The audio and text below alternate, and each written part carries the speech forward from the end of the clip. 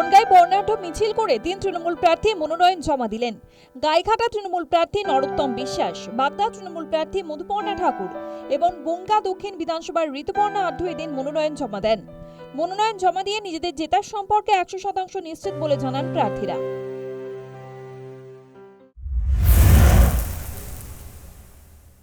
Nomination জমা দিতে এসেছি বলতে পারলে এটা মানে বিজয় মিছিল যেটা হয় সেটাই রকম ইন্টারচেঞ্জ হয়ে গেছে। মানে প্রত্যেকটা মুহূর্তে এত মানুষের সমর্থন পাচ্ছি, প্রত্যেকটা বাগদা মানুষের কাছ থেকে মায়ের আশীর্বাদ পাচ্ছি মায়েদের। তো এখান থেকেই বুঝে যাচ্ছি যে এত মানুষের সমর্থন দেখছি, এখান থেকে দেখে আমরা তৃণমূল কংগ্রেস যারা করি কর্মীরা আরও উৎসাহ হচ্ছে এবং জয় নিশ্চিত।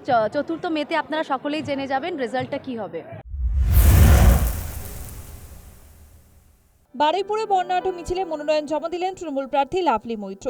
26 নির্বাচনে তার প্রার্থী পদ নিয়ে জল্পনা ছিল, সেই জল্পনা উড়িয়ে লাভলি মৈত্রের উপরে ভরসা রাখল দল। বুধবার সোনারতড়ি এলাকা থেকে মিছিল করে মহকুমা শাসকের অফিসে মনোনয়ন জমা দেন তিনি। সমস্ত সোনারপুর দক্ষিণের মানুষের আশীর্বাদ ভালোবাসা নিয়ে আজকে আমি নমিনেশন ফাইল করতে যাচ্ছি। আশা রাখি আগামী দিন বড়দের আশীর্বাদ আমার সাথে থাকবে, ছোটদের ভালোবাসা থাকবে, সমগ্র সোনারপুরবাসীর ভালোবাসা আশীর্বাদ আমার সঙ্গে থাকবে, এই আশা রাখবো।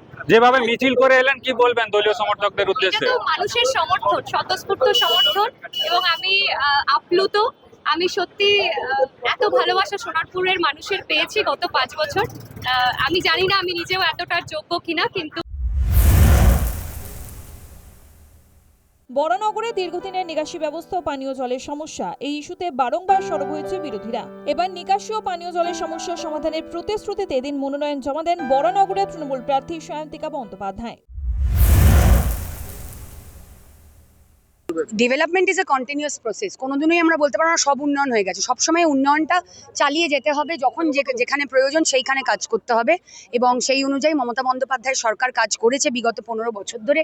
তারই ফলাফল আমরা আগামী 29 তারিখ পাবো, এবং 4 মে মমতা বন্দ্যোপাধ্যায়ের সরকার গঠন হবে, মা মাটি মানুষের সরকার গঠন হবে।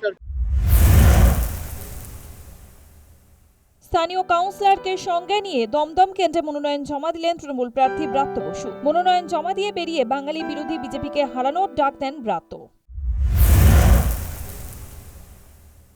আমি প্রথমেই বলবো যে বাংলা এবং বাঙালি বিরোধী যে বিজেপির যে ন্যারেটিভ, যার বিরুদ্ধে গত 40 বছর ধরে মমতা বন্দ্যোপাধ্যায় একটা সেকুলার ফ্রন্টে লড়াই করে আসছেন, এবং গোটা ভারতবর্ষ জুড়ে একটা সর্বধর্ম সমন্বয় এবং উন্নয়নের যে জোয়ার তিনি গোটা বাংলায় জুড়ে বইয়েছেন গত 15 বছরে, যা এখন বিজেপির রাজ্যগুলো কপি করে।